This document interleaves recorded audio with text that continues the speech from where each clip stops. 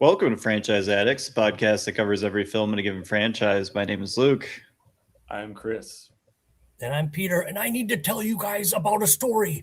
When I was watching The Predator, Keegan-Michael Key was in the movie. He was also in the ads while I was watching the movie. And I was confused, and I thought he must be so successful because he's got 3 snappy names. So I've changed my name to Jesse Ace Ventura. Stop me if you've heard that before. And I've written a movie where I'm a pet detective who travels through time. People in the comments, please stop me now if you don't like it. Napoleon's poodle is missing, or Genghis Khan's Maine Coon cat is kidnapped. Forget it. Let's travel through time to cover these fantastic Predator movies in the Predator franchise. Let's do it, fellas. Forget what I said before. Let's do it. Does he talk with his butt to go back in time? Yeah. He sure does. I mean, it's original. It's an original script. How'd you come up with that? I went back in time and I watched you write it because I too have a time travel machine, and I also have to use my butt to go back in time. Your butt. My butt. Exactly. Have you seen the outtakes of that scene in Ace Ventura where he talks in a German accent and he's talking about being the dolphin trainer? It's the funniest scene in the movie, and it was cut out. I'm Heinz Getzvelvet. You must talk like the dolphin. You must know it's a dolphin. He goes, ee. Anyway, forget it. Let's talk about these great movies. Let's do it, Luke and Chris. Well, we should probably do more actual work on the show behind the show before we hit go. But I didn't even consider. Do we want to talk about these chronologically, like when they came out, or do you want to attack the cartoon, because we have an animated and a live action film? So yeah, I think you have to do it chronologically based on what we saw from the post-credit sequence of Killer of Killers, which, true dorks, they stay for the credits and the post-credit sequences, if you know what I mean. Yeah, but I mean, doesn't it jumps around? So okay, you guys. Well, I'm talking about. So Prey came out in 2022. Killer of Killers came out in 2024. So we could talk about when it was actually released. I'm more saying that, is there a lot to say about an animated movie that was essentially 3 episodes of that, three separate movies that all shared a similar theme? Yeah. And then we can probably blow through that quick. Yeah, but I think we should talk about it chronological and how they were released. I think okay. Let's start out with Prey. That's my opinion. Yeah, we'll just do Prey. So Prey, both of these films, and then our last film that we're going to do on this, Predator Badlands, are all the same director. So I think it's kind of fun that we're able to look at one guy kind of carrying the franchise through for these 3 movies. We can talk about it more, as a whole, as opposed to like criticizing one director or, another director over, their take on it. We can kind of get Dan Trachtenberg's vision of what Predator and Predator stories can be. The writer for Prey is Patrick Asen. It was a straight to streaming release. So it went straight to Hulu. Yeah. Did you guys watch this when it came out? Because my wife and I were pretty excited to watch this. We watched it right when it came out. We really enjoyed it. I had not seen it until we watched it for this. Oh, wow. Really? Here's a fun fact. Prey is responsible for this podcast. That movie. Okay. I know. Let's hear me out. I thought of this earlier today. So Prey comes out direct to streaming, and it is very popular. It does very well for a streaming movie on Hulu.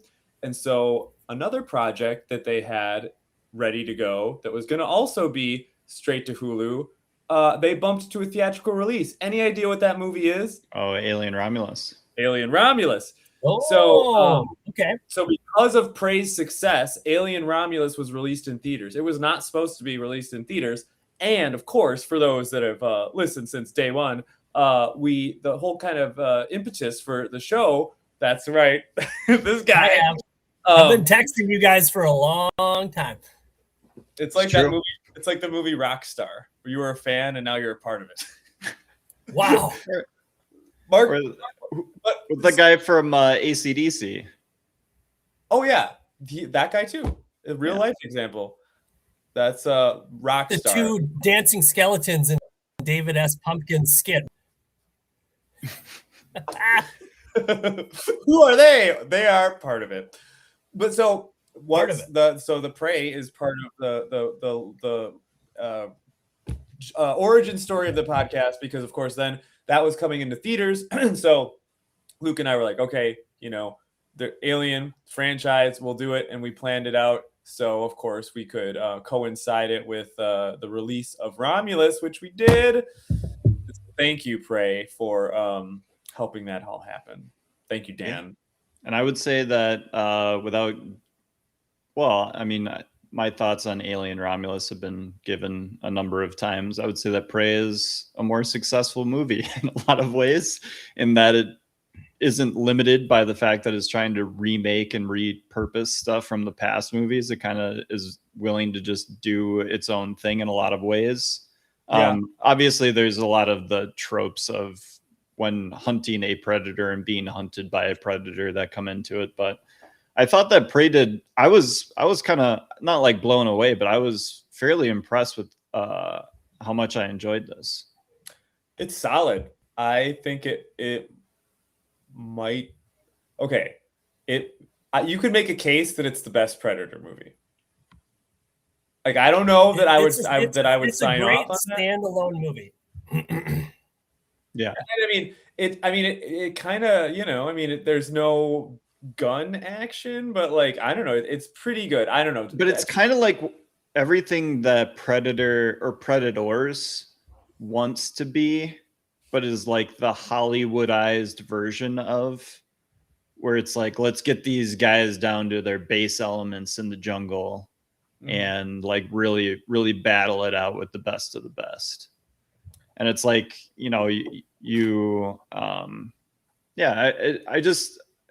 I think it takes what the past three movies that we talked about that are, very flawed in a lot of ways. Like it captures a lot of what those movies kind of wish they could do. Yeah. And I mean, it's very nicely shot. They make use of the location really nicely. The lead actress does a great job. Amber Midthunder. Absolutely. I think she's great. She does what is needed and does a great job of it. You had cool scenes like, I think it's good. But yeah, what do you think, Peter? Prey, yay or nay? I think right off, there's always, and I read this kind of on Reddit, discussion of explicitly showing like a spaceship, and it's a spaceship right at the beginning.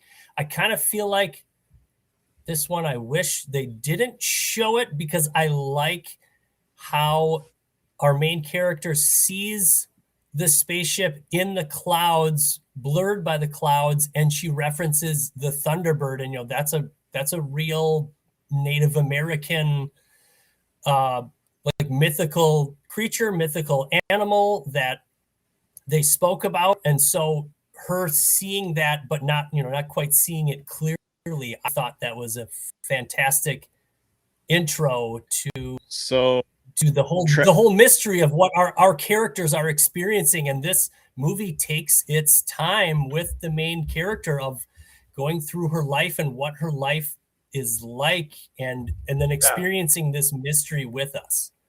So Dan Trachtenberg, the director, wanted it released with zero marketing about the Predator. Yeah. And he wanted it to be called Skulls. And then it was always supposed to be a Predator movie, but he wanted the Predator involvement to not be a part of the marketing for the film. Were they successful in that? Because they were not. No, it got leaked. Yeah, because we all knew, and we were like, "Oh, this is a new Predator movie. It's called Prey," and we liked it. Yep. No, for sure. I didn't. I didn't have a ton of knowledge going in, but that was just me and my bubble. But yeah, and of course, calling it Prey and all that. Well, I don't know. I would imagine that. Shoot, I'm gonna get the name of the FX show wrong. Well, what's the FX show with the about the Native Americans? Oh, it's got like a name like Reservoir. Reservation Dogs? Reservation. Reservation Dogs. Yes. But I was looking up a lot of the guys These are that the played. things that I know. I've never seen the show, but I know the name of the show. What's wrong with my brain? I don't know. A weirdo. It's good. No, Danny Glover's in that. Or what? Trying to recreate magic again. Hey! Just kidding. I know he's not. Hey guys, it's all good. I'm just ripping. Whatever. But yeah, I was looking up where a lot of the actors in this film had also done work in Reservation Dogs. So I would imagine that Dan's idea for how they could have marketed this is like, oh yeah, we're doing like an all Native American cast. It's a Comanche survival story, and you won't know what the thing that's in the wilderness that's taking these guys out one by one is, and then all of a sudden it's like, boom, it's the Predator. It's Predator. It might be a Predator. Yeah, but yes, everything got leaked. There's also there's a lot of ridiculous stuff that Dan has said about this movie. But he's playing fast and loose with the timelines. We'll get more into that with Killer of Killers, but the script apparently confirms that Billy from the original Predator is a reincarnation of Taabe, the brother of Naru. Whoa! From this movie. Oh wait, okay. Does Taabe get sliced across his torso like Billy? Yep. Yes. Oh, I love it. Bring more stupid info like that. Yep. Take it to the Reddit. And Taabe needed a bodyguard to protect people from Taabe. Yeah. No, that didn't happen. Yeah. So yeah, Billy's famous last stand against the Predator in the 1987 film is explained as a subconscious memories from his past life. Sorry. Hell yeah. It's just like, okay. I mean, that's fine. Whatever. Do it. Have fun. So yeah. Do you know that? Did you look up his previous work? Dan Trachtenberg. He did 10 Cloverfield Lane. Yeah. Great. And that's a good one. That was a fantastic movie. John Goodman, amazing. Can I drop a rumor that I heard today? This is hot off the press, okay? This is big. Ooh. The end of Something Street. That movie there's a trailer that came out. It has Anne Hathaway and Ewan McGregor. It looks like it is about like aliens or dinosaurs or something. You guys familiar with this? No, not at all. Not a bit. The end of Oak Street. Okay, there's a trailer. I think it came out during the Super Bowl, and you just don't really know what it is. The end of Oak Street. Yeah. Look it up. Apparently, it's actually secretly a Cloverfield sequel. So that's happening. So just cool. Yep, there you go. But it is like I mean, 10 Cloverfield Lane kind of does the same thing that this movie is doing, where it's like playing in the water. Like you have the Cloverfield idea, but it's like not really even about that. This is more of like Naru growing up and becoming a part of the tribe and feeling like communally accepted for wanting to be a warrior and stuff like that. And then the beast, that the enemy that she has to conquer just happens to be a predator. Yeah, they take like 45 minutes. I feel like it takes a good chunk of time before it really has anything to do with Predator. I mean, you see the spaceship, maybe like a little bump. Well, and a lot of it can get explained off by like, white dudes coming in and, killing the buffalo. So is it the predator that's killing these animals? Is it the mountain lion that's killing these animals?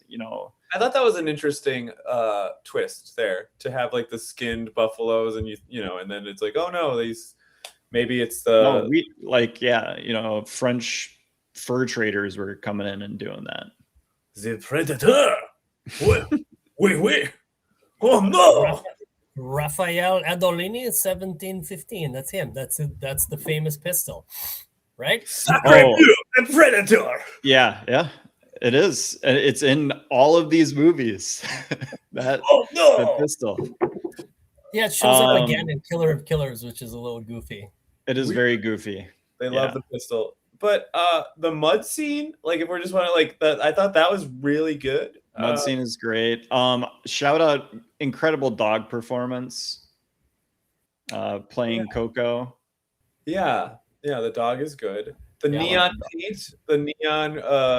paint is a nice effect, right? Like it looks good.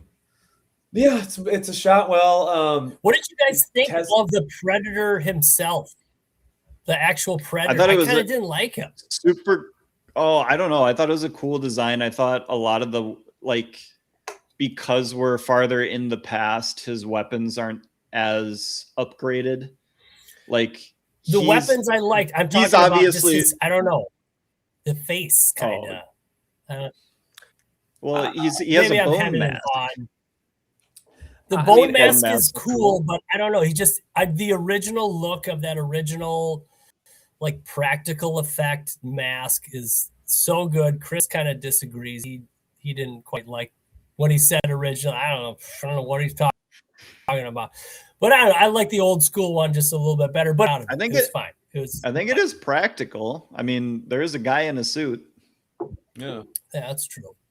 I mean, I thought it was just like all the other ones. I mean, obviously it's different, right? Like it goes back. It's more like tribal predator.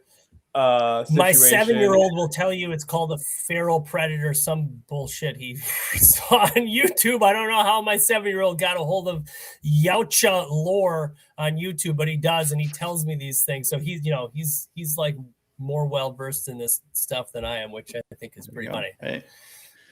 There's my son behind me. There is. I know about different Yautjas. Okay, get out of here, Sam.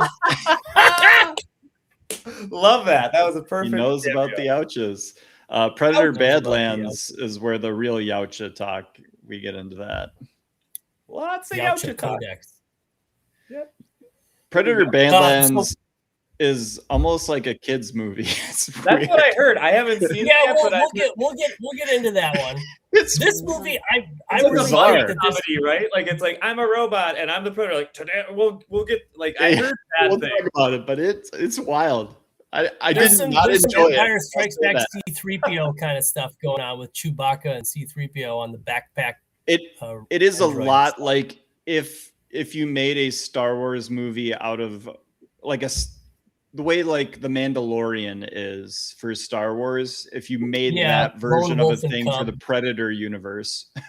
See, that's another thing. Like, I just don't know. Like, they've really tried to stretch this character as far as it can go. And that's fine. They're definitely trying and putting it in some interesting scenarios. I just don't know if it I think Dan is fallen on some gold here, though. The through time thing just works for me. Like, we'll talk about it more with Killer of Killers, but even with Prey here, like going back to like Comanche, like 1700s times, like it just works. Like it looks cool. You get to, shoot these, wide vistas and stuff like that. You get to make it feel real, and it feels American. Is a character. The setting is a character, and I really love the choice. Like, I love the Rocky Mountains are fantastic. The lighting is incredible. There's also a movie that exists outside of the Predator.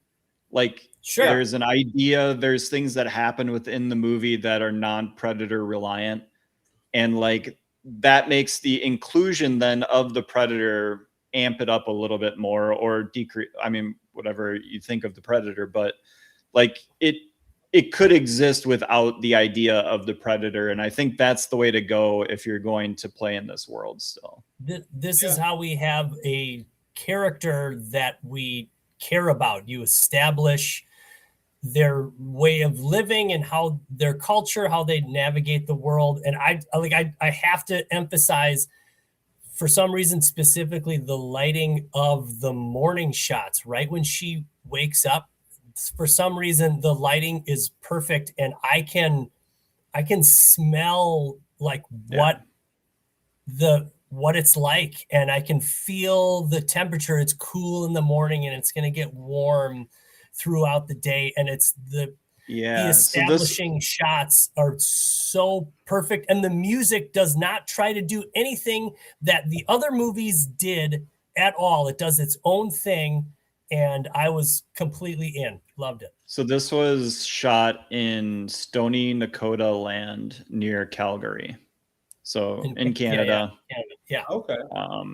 I think didn't The Revenant shoot a lot in Canada?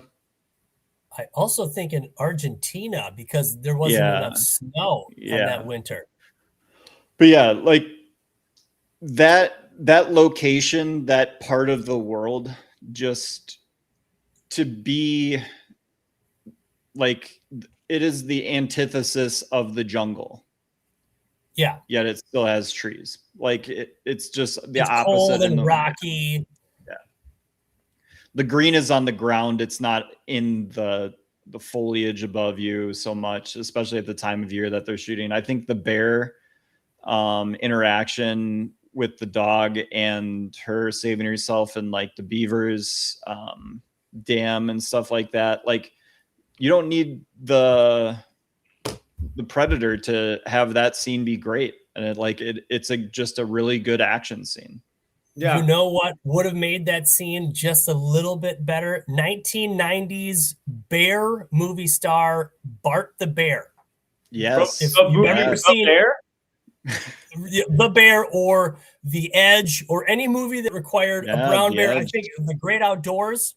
Yep. That Do you remember that movie though? Bear with its ass blown off. Bart the Bear is legendary. That movie, anytime he would yell and his lip would come out like this, that was Bart the Bear. That was that's the Bear. What this movie needed. The movie The Bear with Bart this movie did need the Anthony Hopkins character from The Edge. I fucking love The Edge. Let me tell you, The Edge is one of the great movies of the 90s. Okay, here's how dorky I am. I thought about making a Reddit post of like, what are your favorite abandoned, mysterious cabins in the woods, like in movies? And I would say that cabin that's at the end of The Edge, I would put that at number 1. That fucking cabin on stilts next to a raging waterfall. I'm such a dork. I think about that cabin all the time. Top 5 cabin. I think about the premise of that movie all the time. And this is an awesome movie. I mean, it's one of the great elevator pitches of all time. What is it about? So have you seen it, Chris? No, I have no idea. What one man can do, another can do. Stop edging me with the movie The Edge. So it's about this billionaire. It's about this billionaire who is married to some trophy wife or whatever, and they go out to like shoot they're like doing she's a model, so they're doing a photography shoot, and Alec Baldwin is the photographer. And you find out that Alec Baldwin has been sleeping with the trophy wife of Anthony Hopkins. Then they get stranded in the wilderness together, Anthony Hopkins and Alec Baldwin, and they find out about the infidelities and all that sort of stuff while being stranded in the wilderness together. While a bear is chasing them. This is phenomenal. Wow, okay. And Alec Baldwin's sexy voice, so sexy, and Anthony Hopkins just crushes it. So sorry, I didn't know what I was doing. Mercutio from Romeo and Juliet. What is that guy's name? I can't remember him. I know Michael from Lost. Is it? Wasn't he? He's in it. Oh, it's Harold something. Harold Perrineau. He was in like a French sounding name. We got French people all as this podcast. Perrineau. Sacre bleu, a predator. Can't believe I got there on that. Do you like it in movies when they have foreign people who speak in a foreign language and then they don't do the subtitles? That's at least what it was like when I was watching. Did you guys have that? Yes. Yeah. Yep. I think they did it well. I like it when they do that. Another thing about this movie is it's a first. So this is the first movie that was completely dubbed in Comanche. All the actors returned to redo all of their lines in the Native American language. So I think they're playing with an effect there, because they were kind of playing fast and loose with the language. Because sometimes they Mostly would say English, stuff in some Comanche. So they're doing it for the audience, I would suppose. Like, we can't have this be an all subtitled Predator movie. Like, we can't go that far with you. But I think they were playing the language disconnect. Don't do the whole thing in Comanche, something like that. I think he has a little bit more sway in Hollywood, or at that time had more sway in Hollywood than Dan Trachtenberg for a Hulu release. But yeah, I think they were just playing with the language barrier and putting us, the audience, within that language barrier. Yeah. Speaking of language, does the Predator do the same thing as the Alien does? Can you guys tell me, like, or I can't even do it, but it's clicks. They do clicks. Like, the Predator sound is like clicks, right? That's like a pig, I think. But like, it sounds like a again, Predator Badlands is going to blow your mind, because there is a lot of dialogue. It talks. Oh my god, I'm not excited about it. But well, I mean, it talks in its own language. Great. We got that in the cartoon, but for real though, like, do they kind of sound the same? That was a serious question I had. They both do the little click thing. Yeah, is that like a purring? It's like a purr. It's like a click purr. A cat. Yeah, they both. I won't keep us going down that. Does American and British sound different? But these are different universes, Luke. It's true. That's true. Anything else on Prey? Because I do kind of want to talk killers. I said they recreate Alien 3. There's an Alien 3 moment. Oh yeah, we got to do our scenes. We'll do our favorite scenes, favorite performance, and MVP. Yep. That's good. Peter, your favorite scene from Prey? Favorite scene, I think it was like Tabe's final stand. I think just before that, he admits how good that his younger sister, he's been saying it like throughout, that she's a good tracker.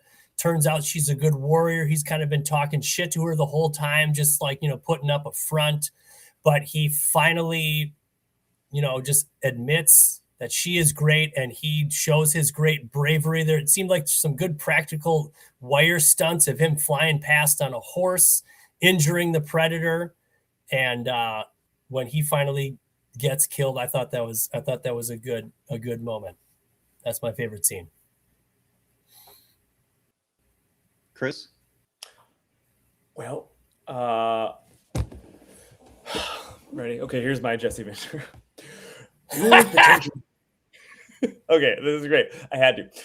The only potential heightening that could be done is our friend from outer space taking on a great brown bear of the Northwest, his ferocity only outmatched by his absolute steel trap of a jaw attached to 47th of the sharpest teeth known to the mammal collective. My favorite scene is the bear fight. Hell yeah, the bear fight where his silhouette is like soaked in blood. That was fantastic. Awesome. I mean, because it's a great bear fight before the fucking Predator comes in. Like, you have like so that, and then honorable mention to the mud scene. But bear fight wins. Yeah, I was gonna also say the Tabe scene, but I'll give a shout out to nailing the ending of a Predator movie. I think the final fight with Naru and the Predator, when she finally takes him out by tricking him into the mud again, and then lining up the 3 darts. I was confused by that. She was playing 4D chess there, but I thought it was a good ending. I thought it kept me compelled all the way through, when you're just basically doing fighting for 15 straight minutes. Definitely, the script was tight in the. pieces to make her successful, where she learned, she uses her slow down people's hearts, cool them down. She did that and learned that she do that to herself. So they did something different other than covering herself in mud to fool the predator. They did something a little bit different, and she used the technology against him and her throwing axe, throwing hatchet. So cool. I think they crafted it well. Cool. Yeah. And her being covered in mud had a much more better cause than Arnold just kind of going, I'm covered in mud now. Oh, no. I kind of went like this, and I'm okay. I'm just like a vanilla chocolate. I'm a vanilla ice cream cone. My clothes are ripped off to see all the muscles, you like it. Come on, the ladies, do it. Do it. They always, every fucking Predator movie, including this one. Could they have left out the Tabe reference where he goes, "If it bleeds, we can kill it"? I don't know. It's just a little too on the nose. Well, just watch Romulus if you want more on the nose shit. Yeah. Why is Ian Holm in Romulus? Why is he in that movie? I don't get. Is he? Well, he's technically not in the movie. Okay, right. I appreciated it after I saw it a second time. Why is the alien, or why is the human alien crazy hybrid monster guy from Alien Resurrection in Alien Romulus? Why is that in there again? Heightening. They had to do something, and they're like, so they took the stupidest thing from one of the worst Alien movies and were like, no, that's gonna also be the end of our movie. And it made a shit ton of money. It's dumb. It's not I get it. I totally agree. People are fucking Fede Alvarez's dick sucks. That's what it that's what it is. People really like Fede Alvarez. They like his stuff. So they defend him. Whatever. And they like Alien, and Chris bought the quadrilogy on DVD. He said that, I remember. The quadrilogy. Hell yeah, man. The quadrilogy. Santa Claus. Yes. I like the underwater scene. I think that's cool. It had moments. It has moments. I like the basketball. Yeah. Sigourney. That was real. Did that first take. She wanted to play basketball. She's like, I'm going to do whatever I want because you're going to pay me to be in this movie. I'm literally just like, I want to play basketball. So okay. Yeah. Now our hard transition into Killer of Killers. Wait, do you want to do a rating or anything? I just took. Right. I just totally skipped MVP and all that sort of stuff. I'll do all that stuff. Best performance. Yeah. Peter, do you want to? Best. It's obviously Amber Mid-Thunder. Yeah. She nails it, and I gotta say, I have to shout out my wife. Loves this movie. This was like a sit down. Oh my God, this new Predator movie's out, and we got to watch this together right when it comes out. We did, and to put a female protagonist and also have it be Native Americans, we loved the setting. We loved that we have a woman as our main character, and she crushed it. The action's completely believable. They didn't have her do anything that you wouldn't expect someone her size and with her ability to be able to do. It was all relatively realistic. I thought that she just nailed everything that you could ever ask for a action Predator movie. Yep. She was great. I'll give it to her too. Rating, I'll give it a 7.6. It's really, really solid stuff. 7.4. What you got, Peter? Did we lose Peter? Ooh, I was like I said, I was in it. It took its time, did its own thing. 8.5. Really liked it. Woo! All right, love it. Go. Good stuff. It was like I said, I could make the argument of it being the best Predator movie. But yeah, let's get to another one. Peter, are you caught Let's back do up? It. Got to bring up notes on the next one. We could say anything right now, and you wouldn't respond. I'm lagging out. I don't hear anything that you guys are talking about. Yeah, you're behind by like 5 seconds. Yeah, 5 seconds. I'm That's telling okay. you, We'll catch back I up. when we get onto this movie, Killer of Killers, I'm like, are we supposed to be watching this much Predator one in a row, one right after another? What's that name of that word when you get tired, you get fatigue? We have franchise fatigue with these movies. I'm being serious. Like I don't. We weren't. Oh. We were not meant to watch movies all packed in. I'm getting He's a predator. getting tired of these movies, but let's talk about Killer of Killers. He crashed out. He was like an android that just was like, that happens. That's okay. He'll be back. Here, I gotta tell him to log back in. Okay. I'll vamp and just talk about the fact that it was, it's been interesting to watch all of these films too. Hey, there he is. I'm back. All right, he's back. You were delayed at least 5 to 10 seconds. All right, kick me out anytime you want. I'm just some Joe Schmo that you picked up off the street. No big loss if you lose me. So what we did catch while you were time delayed is that too much Predator in a row. Killer of Killers is too much Predator all in one. That's the name of this game. It's not just Killer of Killers. It's all of these movies, watching them right in a row, and especially having to do 3 movies for one pod and then having to do 2 movies for one pod. You like, it's easy to pick apart like the construction of these movies and how we are going to frame these action scenes and how this all works. And I do think that having it be animated and have these completely different stories, I do think that was a good choice, because like that's what all these movies are. It's just like a new setting, new stuff, slightly new technology, new warriors, new style of fighting. They understood what they were doing, but it's like a little bit of franchise fatigue going on here.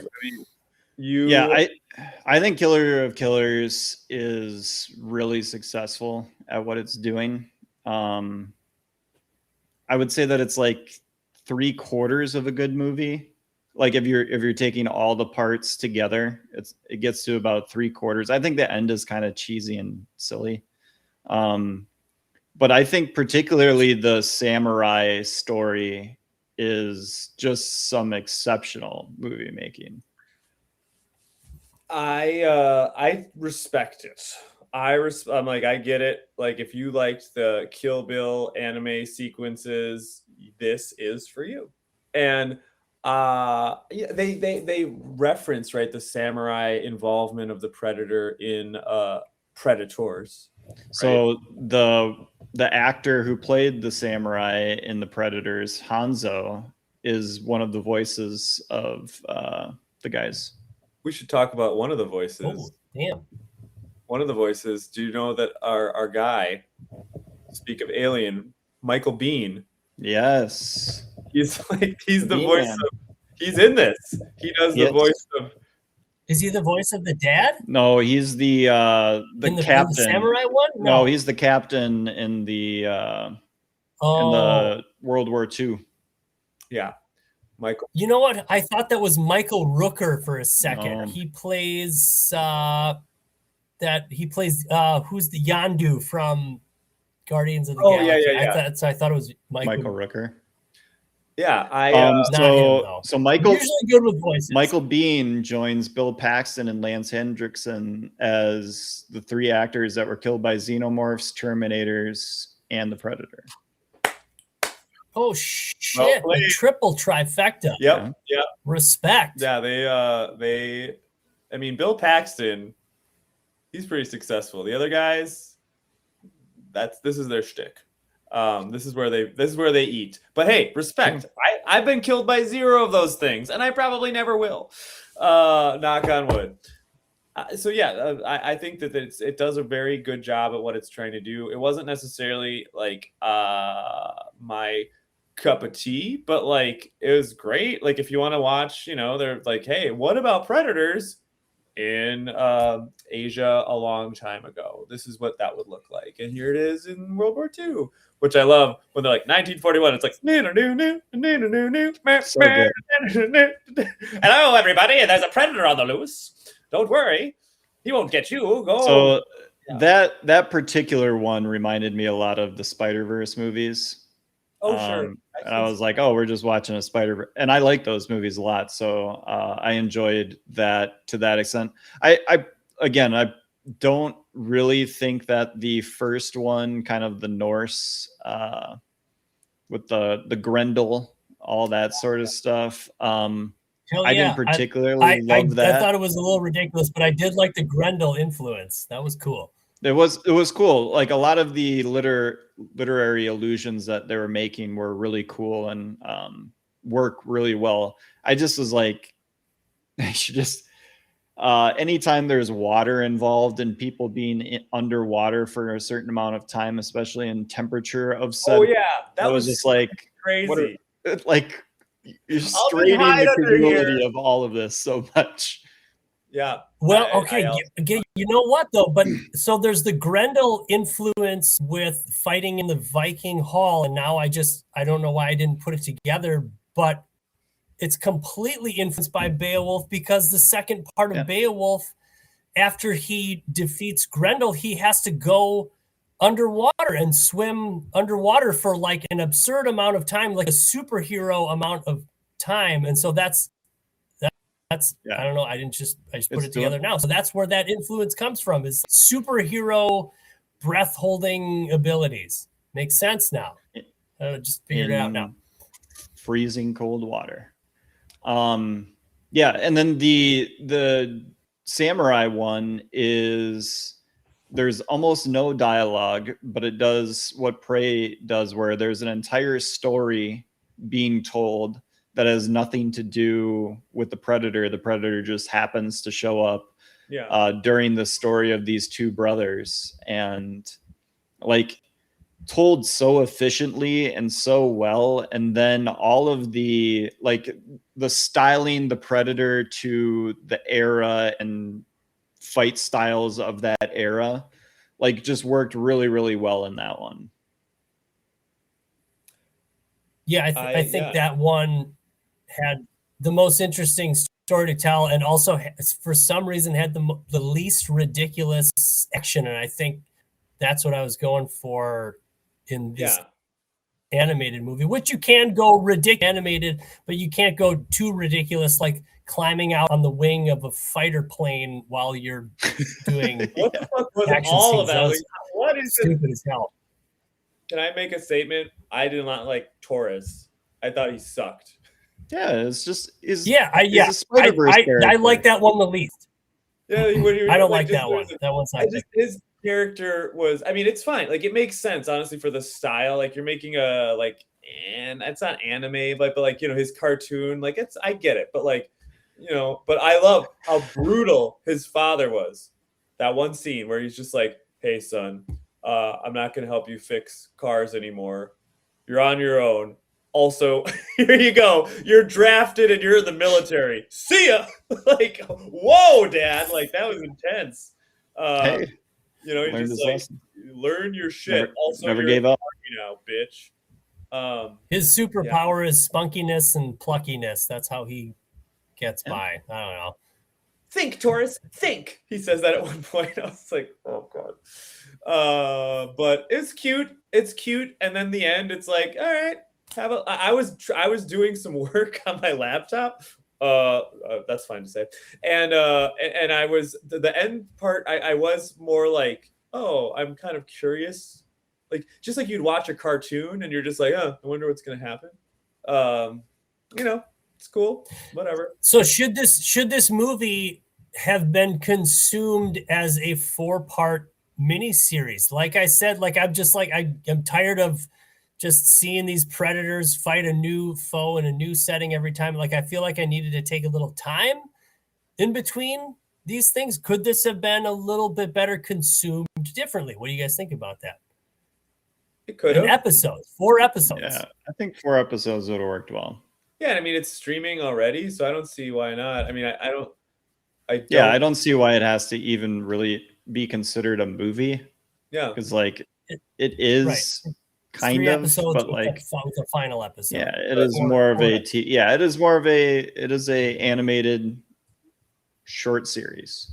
Yeah, and it does that well. I'm Yeah, and it does little Easter eggs here and there. So the end of credit scene is you get to pull back and you see Naru and Dutch and Danny Glover's character all in stasis chambers. So they've been going back and collecting all of our favorite Predator defeaters. So okay, can they stay alive forever? Oh no, they were in cryo sleep or whatever, right? Because they're all from different times, and at the end they're like, boom, you're all together. Yep. That's what we are to assume, that they were in cryo sleep, and it's not like a rule that when like you're on over 1,000 years apart. Yeah, when you're on the Predator planet, you just don't die. It seems to be that if you kill a Yautja when they're out on the hunt, that other Yautjas are like, we got to go back to that planet and kill that thing. Yeah, and bring it to our planet to like fuck with and put in a Men in Black Indiana Jones like warehouse. I did think that the like killer of killers Yautja, the boss guy, I thought his like skull braids were pretty ridiculous. Yeah, I did not like that. His cape or whatever. Yeah, there was plenty of shit that was ridiculous. Also, he got fucking whacked really easy. Like they got off pretty easy getting out of that planet. Yeah, it's funny how the Predator is so deadly unless the plot requires them not to be. Yeah. Which is, whatever. And then I also love they get on that plane, they take off, and then 100 spacecrafts go after it. Like every single, I'm like, whoa, guys, should we keep one plane here? Maybe they're like, no, everyone, fucking go. So it's good.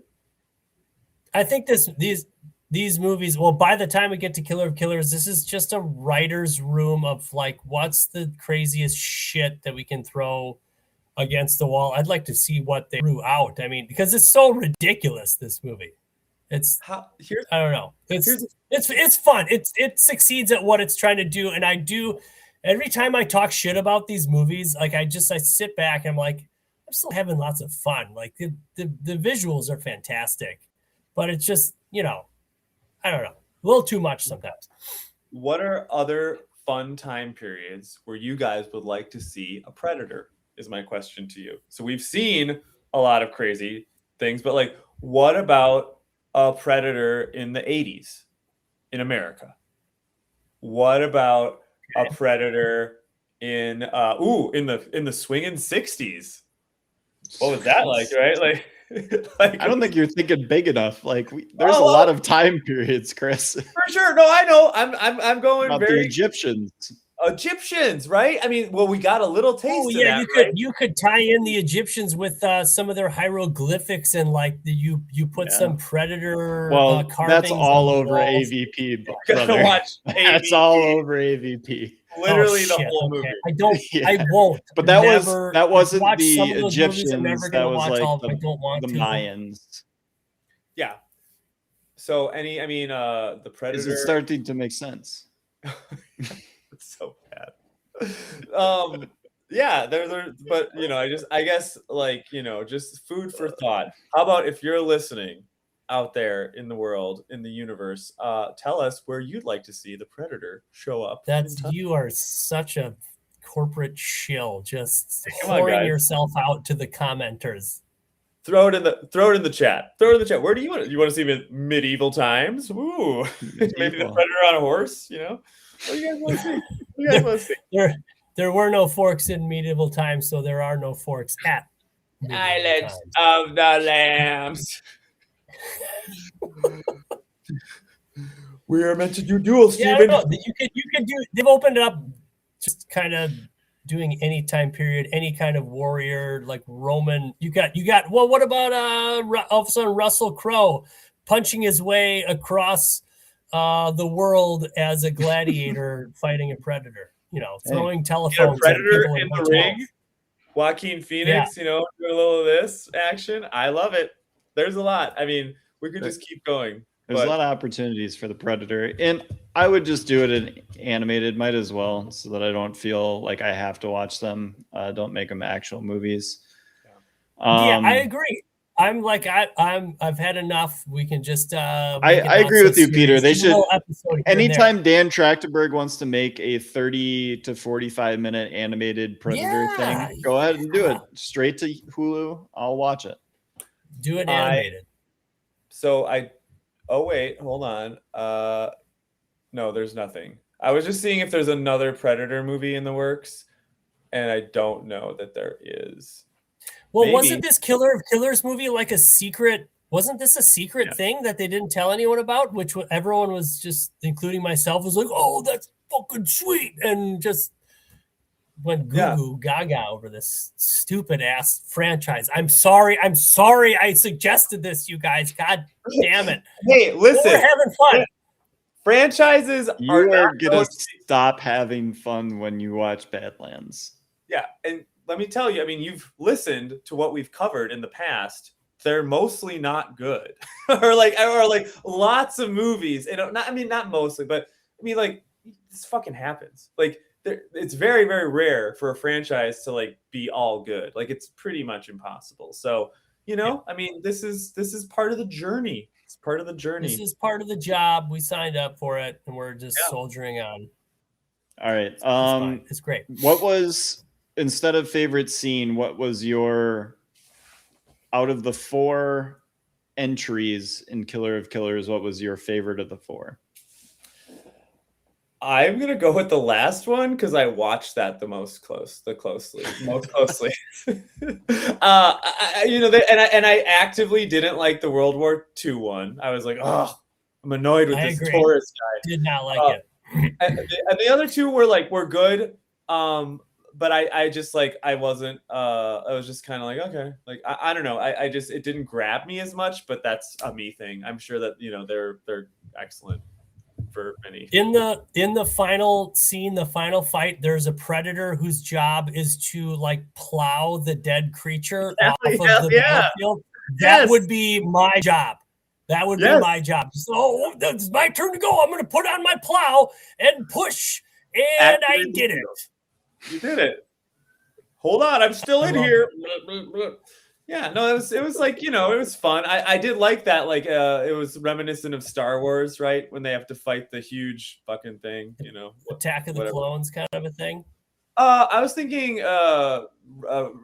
Return of the Jedi. The pit that they go into, right? They have to fight pit. Sarlacc. Sarlacc? Yeah.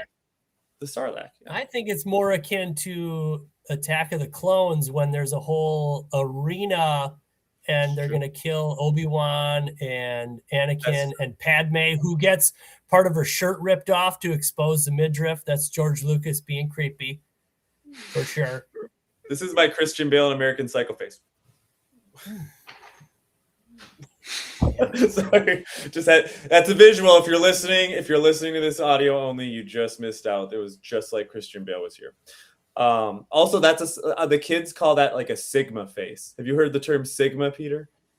Yeah, but I don't, dude. There's so many terms that I don't know how to utilize. I only know how to utilize some of them. The kids say tough when something is cool. That's tough. So how would you use it when what if you were describing someone who is tough, like actually tough, like they're resilient? You can't. I don't know what you say. What do you call them? If something is badass, but what if something is actually bad? And it's fucking, I don't know. You don't say that way. Sigma is like better than alpha. Just for the record. What? Yeah. I have no fucking clue. That it's sounds like buns to me. S tier. S tier. I know S tier. I get that. Yeah, but that's higher than A. Yeah. So yeah, that is in fact Sigma, and that's what the kids are saying. On God. Okay, sorry. That was we are so unk. We are unk right now. Yes. What's your rating for Killer Killers? All right, I will go first. I think mine might be a little lower than everybody's. I am going to give it whose voice is that? I will go with a respectable. I mean, it's one of those things where it's like I think the quality is good. I personally don't. I'm gonna say 6.8 because I don't. It's not like for me, but I think if it's your thing, if you like this type of thing, fucking watch it. 6.8. Peter. Okay, can I do mine? Yeah. Oh yeah. Can I? All right. So favorite You can scene do yours now. is most definitely the samurai. Shout out to focusing on the ginkgo leaf, the ginkgo tree. That is a fantastic tree that has been unchanged for 250 million years. Is a very interesting, very stinky fruit that is used in Chinese and Japanese medicine. Really cool tree. Oh, yeah. Cinematography was fantastic. MVP goes to the animators. You cannot deny that this movie is incredible to look at. I really liked that they did some kind of choppy frame rate to kind of exaggerate almost comic book panels, much like Sure. the Spider-Verse. Yeah, it's the The second Spider-Verse Spider-Verse animation is stuff. probably the best, most visually appealing movie I've ever seen. And I'm not talking about just animated movies. Every single frame of that movie is the color choice phenomenal. And so this movie reminded me of that movie, just incredibly visually fantastic. I got a little sick of formula, but I gave it a 7.2 by Solid. Yeah, I'm way higher, 8.1. I think this is the best way to tell a Predator story. If we're just looking at better than the Prey. sample of Predator movies, yeah, I think so. Okay. And like how I think this franchise should be conceived of actually, I think in animation is where it should live. Yeah, I mean, I can agree with you. I just think all of the live action stuff, especially like, great. The first movie, it's fun, it's fantastic, it's a great idea, awesome. Predator 2, we tried a sequel, that's great. If it then no other movies made and it came back as this animated Killer of Killers thing, I'd be like, that is the direction that it needed to go. That was the only way to do it.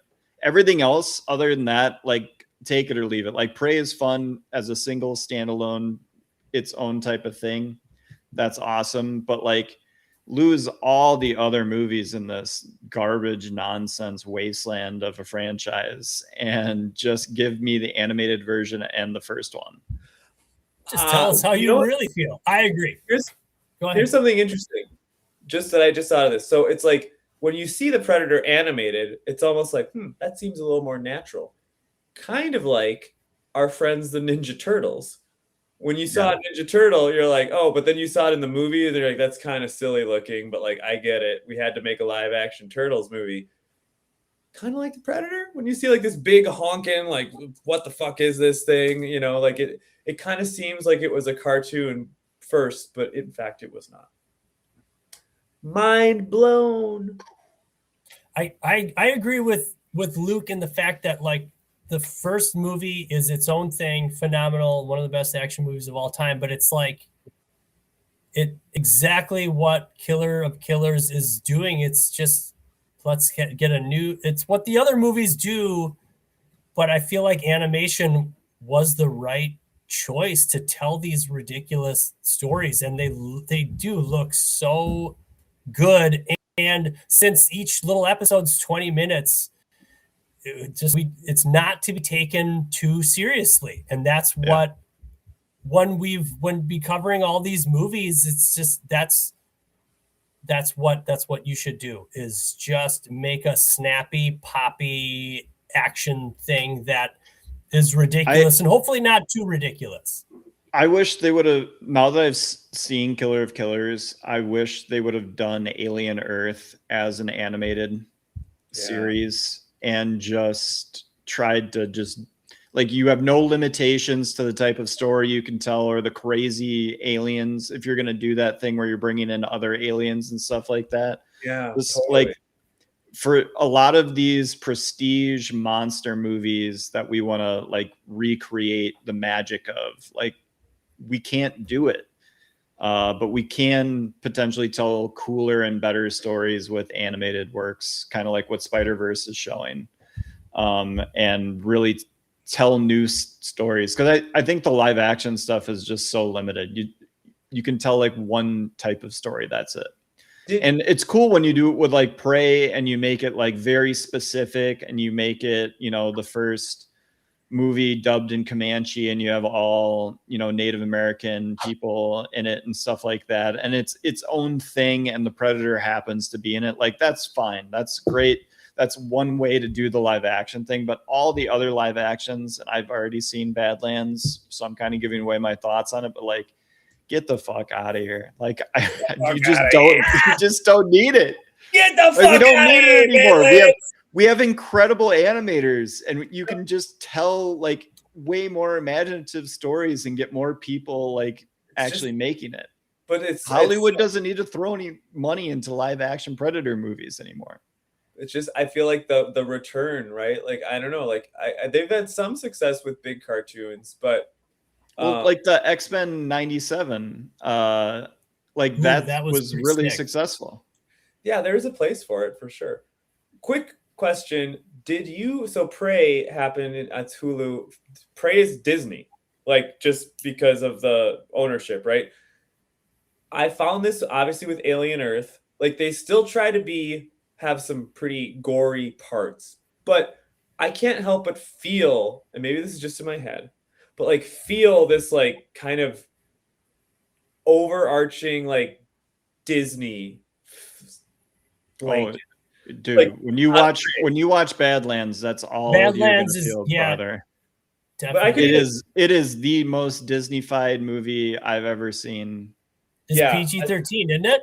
Yep, it is. It's for like it's a kids movie. It's a kids Predator movie to get like, you know, 10 to 12-year-olds to watch Predator. Or 7-year-old. My 7-year-old or 7-year-olds that watched that movie and he really likes it. Tells me all about the damn Yautja. And I didn't know they were called Yautja until a year ago. You know, what the hell is that?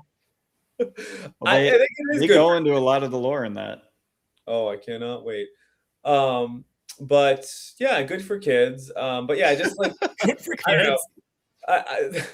My youngest, who is 14, saw that Badlands in theaters, and he said it sucked.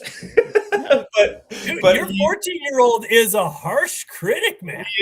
He's really harsh on. He saw Hail Mary, right? Yeah, Project Hail Mary. It was so boring. It sucked. Oh like, my goodness! I know what he says about most things, unless it's Magazine Dream with Jonathan Majors. He's like, best movie I've ever seen in my life. Wow! And I'm like, that's a dark film, son. I hope you're okay. It's my job to check on him and make sure he is. I think he is. Honestly, Magazine Dreams is pretty sick. Not a good man. Jonathan Majors, not a good man. Crazy movie. But yeah, that's it. So next time we'll talk about this movie that young people and old people maybe don't like, but younger people really like. Yeah, I think this may be the most divided we've ever been with the fan base after we talk about Badlands. Because I think the fan base in general thinks that movie is really good. Maybe I'll love it. I'll love it. Elle Fanning is really good. I like Elle Fanning. She's winning in it. I would say she gives a winning performance. She unfortunately has to do the weird thing where she's playing two characters. Okay. And then it like you're like, why are you so good at the one character, but then the other character is really bad? Huh.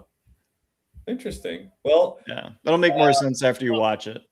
We'll talk about it. We won't reveal our next project until next time. Is that right, Luke? Yeah. Ooh, sneaky. Okay. Very excited. Very excited about very exciting. Very weird, wild stuff. It's gonna be great. Yes. You are correct, sir. All right, guys. This is going to be great. Thank you very much, Luke, for joining us. Thank you, Peter. Thank you to Predators. This is a very relevant impression. Johnny Carson. For all the old fuckers out there, they know what I'm talking about. Okay, guys.